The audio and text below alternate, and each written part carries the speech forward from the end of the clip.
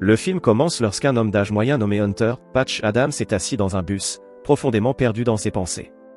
À un moment de sa vie, Patch s'est senti insignifiant, inutile et épuisé par ce voyage qu'on appelle la vie. Il a développé des pensées suicidaires et a fini par s'admettre volontairement dans le service psychiatrique de l'hôpital Fairfax. Dès son arrivée, Patch rencontre une variété de patients. Il y a un vieil homme qui ne cesse de lever la main et de demander aux gens combien de doigts il voit. Il devient incroyablement contrarié lorsque les gens donnent le bon nombre, comme s'il attendait une réponse complètement différente. Puis, il y a le colocataire de Patch, Rudy, qui est terrifié par des écureuils imaginaires. D'un autre côté, la méthode de traitement de l'hôpital semble également se concentrer davantage sur la médication que sur la recherche de la véritable cause des problèmes. Cela devient évident lorsque Patch raconte au psychologue de l'institution le traumatisme de son enfance causé par la mort de son père. Il s'ouvre émotionnellement, mais le psychologue semble plus intéressé à prendre des notes qu'à écouter réellement le patient. Petit à petit, Patch commence à comprendre qu'il n'obtiendra pas l'aide dont il a besoin ici. Il décide alors de prendre les choses en main. Il commence à plaisanter avec les autres patients, même si cela signifie se moquer de leur état mental. Patch va également voir le vieil homme qui demande régulièrement aux autres combien de doigts il voit. Il découvre que ce vieil homme est Arthur Mandelson, un brillant inventeur qui s'est lui aussi admis dans cet établissement il y a quelques années. Patch a une conversation avec Arthur, et ce dernier lui enseigne à voir au-delà de la manière conventionnelle d'aborder un problème. Cette même nuit, Patch retourne dans sa chambre pour trouver Rudy en train de vivre un nouvel épisode délirant. Rudy veut désespérément aller aux toilettes mais pense qu'il y a des centaines d'écureuils prêts à l'attaquer. Inspiré par sa conversation avec Arthur, Patch élabore un plan ingénieux pour aider son colocataire. Il fait semblant qu'ils sont sur un champ de bataille, en train de combattre une armée d'écureuils.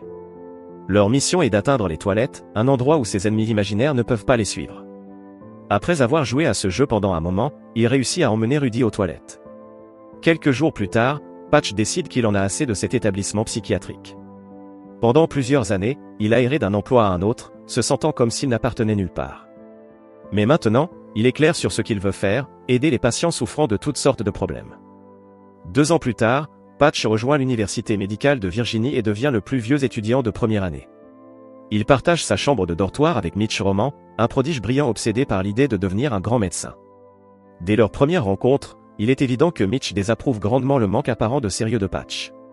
Le premier jour de cours, le directeur de l'université, le Dr Walcott, accueille les étudiants avec un discours féroce.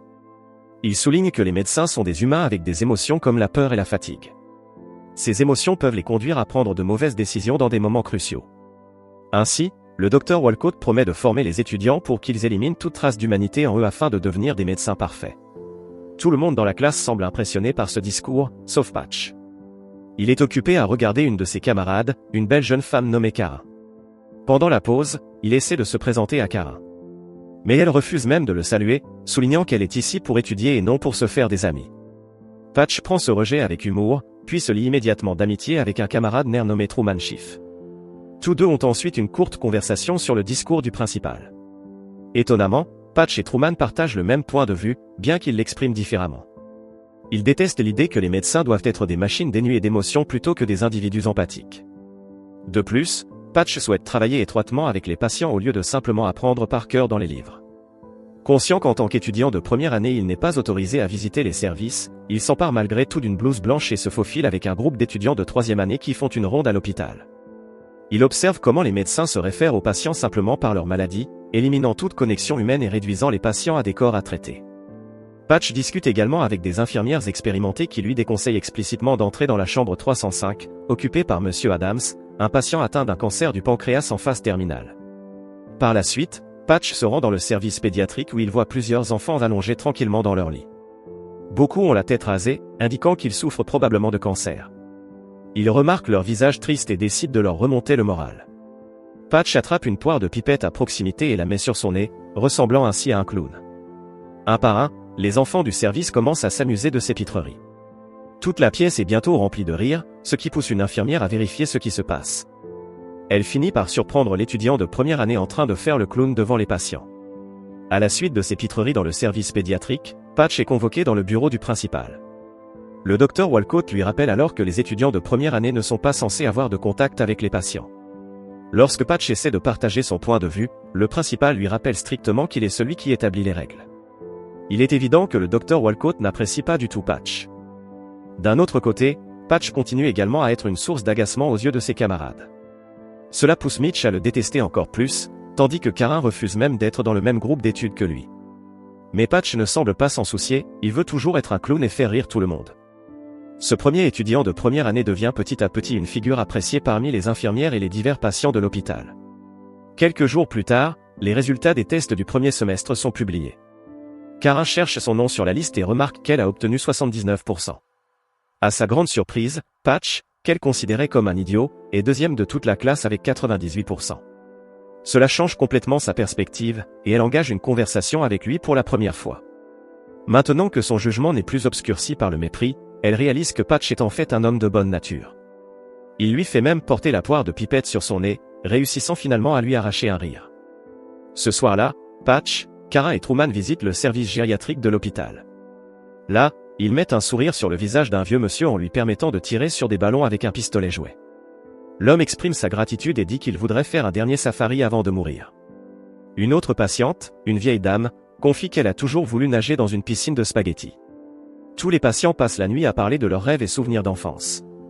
Après cette visite pleine de discussions au service gériatrique, les 3 étudiants de première année retournent à leur dortoir. Truman part rapidement, laissant les 2 autres seuls. Patch saisit cette opportunité pour avouer à Kara qu'il a un faible pour elle. Bien qu'elle ne partage pas ses sentiments, elle ne le rejette pas catégoriquement non plus. Dans les semaines qui suivent, Patch continue d'égayer les journées des patients avec ses pitreries insouciantes. Il ose même entrer dans la chambre 305 où est admis Monsieur Adams, un patient atteint d'un cancer en phase terminale. Patch chante « Feeling Good » de Nina Simone, espérant remonter le moral du patient. Malheureusement, Monsieur Adams attrape le col du jeune étudiant en médecine et lui ordonne de sortir immédiatement de sa chambre. La malchance de Patch ne s'arrête pas là, car il est bientôt appréhendé par le Dr Walcott. Le directeur lui rappelle une fois de plus qu'aucun étudiant de première année ne doit être vu à l'hôpital. Il ajoute également que quelqu'un a émis des soupçons selon lesquels Patch aurait triché lors du premier semestre. Suite à cela, Patch se précipite dans sa chambre de dortoir pour confronter Mitch. Il sait que c'est son colocataire qui a soulevé le soupçon auprès du doyen. Mitch non seulement l'admet mais insiste également sur cette accusation ridicule. Il est évidemment jaloux du fait qu'il obtient de moins bonnes notes que Patch malgré son travail acharné.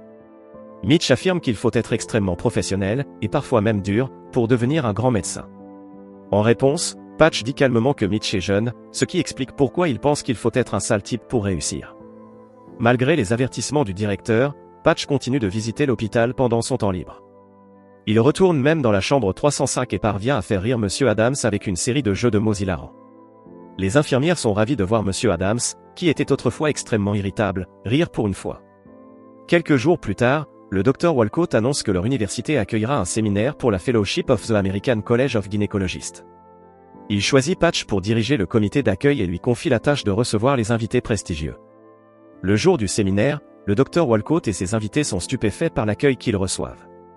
Patch a installé une paire géante de jambes en papier de chaque côté de la porte de la salle de conférence, représentant une femme allongée sur le dos et ouvrant les jambes. Comme si cela ne suffisait pas, une bannière humoristique est suspendue au-dessus de la porte, portant l'inscription « Bienvenue, gynéco. À votre service ». Cette plaisanterie ne plaît pas du tout au Dr Walcott, qui expulse ensuite Patch de l'université. Cependant, le doyen de la faculté de médecine, le Dr J.P. Anderson, réintègre Patch peu de temps après. Il est évident que les méthodes peu orthodoxes de Patch ont amélioré la santé physique et mentale de ses patients. Néanmoins, Anderson lui demande de ne pas visiter trop souvent l'hôpital et d'éviter d'irriter ses supérieurs. Malheureusement, cette journée en montagne russe continue d'apporter à Patch des nouvelles à la fois bonnes et mauvaises. Tout d'abord, il s'ouvre à Kara sur ses luttes mentales passées. Elle l'accepte tel qu'il est, et les deux finissent par partager un baiser. Cependant, lorsqu'il se rend discrètement à l'hôpital la nuit, il apprend que Monsieur Adams souffre énormément. Patch se précipite dans la chambre 305, où Monsieur Adams lui demande de chanter « Feeling Good » de Nina Simone. Il s'exécute, mais avant de terminer la chanson, Monsieur Adams décède. Le cœur brisé, Patch quitte la chambre en titubant et tombe sur une femme qui hurle et pleure à la réception. On lui demande de remplir un formulaire avant que son fils gravement malade puisse être admis à l'hôpital. Après avoir été témoin de tant de souffrances depuis son arrivée à l'université, Patch décide d'aider les démunis à sa manière. Avec l'aide d'Arthur Mandelson, il achète 105 acres de terrain en Virginie occidentale. Il commence alors à fonder une clinique non conventionnelle, appelée l'Institut Jezindet, où il souhaite traiter des patients sans assurance médicale. Patch convainc Kara, Truman et quelques autres amis de l'aider à rénover un vieux chalet pour en faire une clinique. Cette dernière sera basée sur la philosophie de soigner les patients avec humour et compassion. Après plusieurs semaines de dur labeur, l'Institut Josindé ouvre enfin ses portes à des patients de tous horizons. L'un de ces patients est Laurence Silver, le fils d'un homme d'affaires local. Cara, qui avait déjà vu Laurence à l'hôpital universitaire, sait qu'il souffre de troubles mentaux et s'automutile fréquemment. Elle confie à Patch qu'elle ressent une mauvaise impression à son sujet.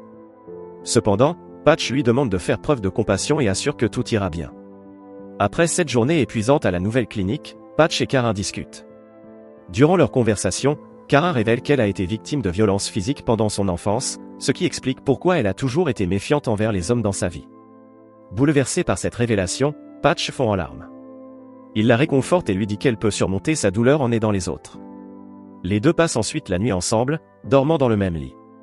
Le lendemain matin, Truman informe les deux amoureux que leur stock de médicaments est sur le point de s'épuiser. Patch décide de retourner à l'université pour voler quelques médicaments, en attendant de trouver une meilleure solution.